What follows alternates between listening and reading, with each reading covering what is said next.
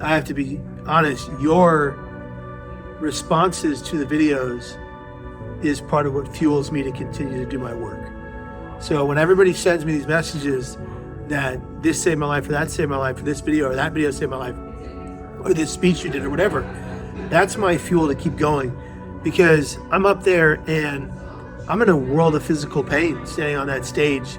It's hard, and I have that pain from what I did to myself, but your messages fuel me to do the work because I know this is the outcome. Hi, Stephanie. Hi.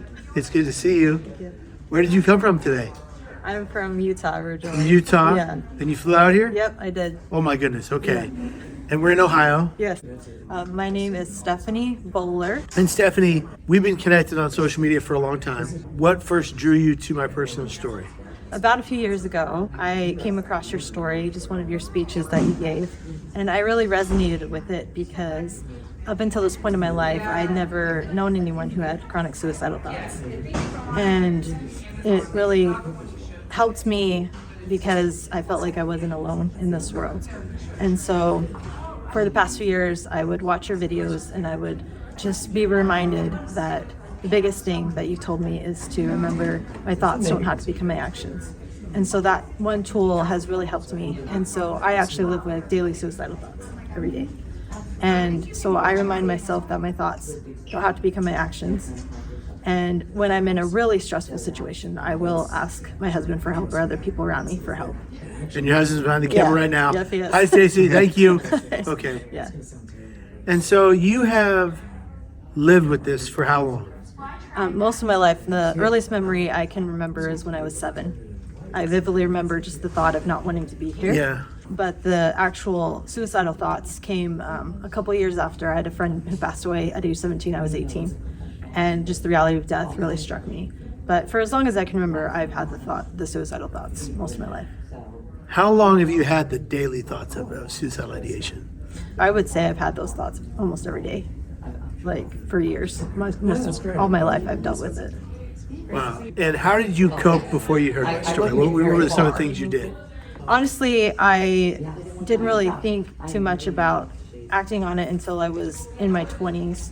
And then unfortunately, I attempted a few times, ended up in the hospital, but survived that. I have what's called a soldier mentality. I grew up in a home where we just didn't really talk about emotions or anything. I dealt with a lot of trauma from that. But because of that, I just kind of sucked it up and dealt with it. But recently, in the past few years, I did end up in the hospital for a few days, and it was really, really bad. It got to the point where I didn't want to keep going, and I've had moments where I didn't want to keep going. But personally, your story has kept me going time and time again because I hear those words to keep going, to keep doing it, and just the hope that you've helped me see that it doesn't last forever. Even though I have these thoughts every day, they don't last. It's not a 24/7 thing. It comes and goes in waves. And if I can ask you this, is there something about the constant release of videos and media for good that helps you? Because I believe there's far too much negative, hateful, spiteful, rageful media in the world that exists. What is it about my personal Kevin Hines story media that helps? I think it's the repetition. I have heard your story several times, but it's the repetition of it. The reminder that your thoughts don't have to become your actions. The reminder that you can keep going. The reminder that there is help. The biggest thing is that we're not alone in this world.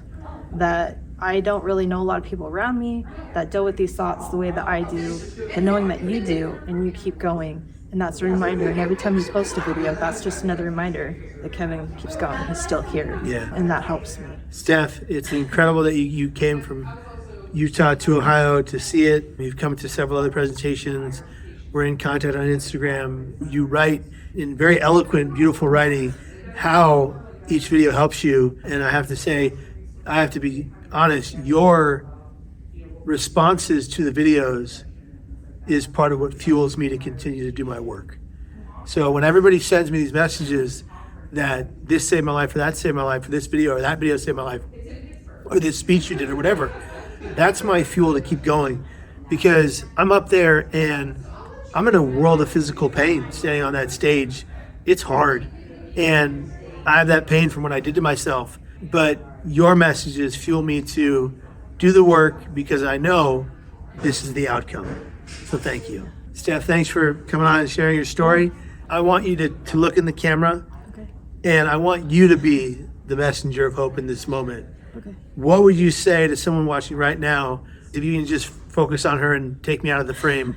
What would you say to someone who's watching this right now who's thinking of suicide? Steph, go for it.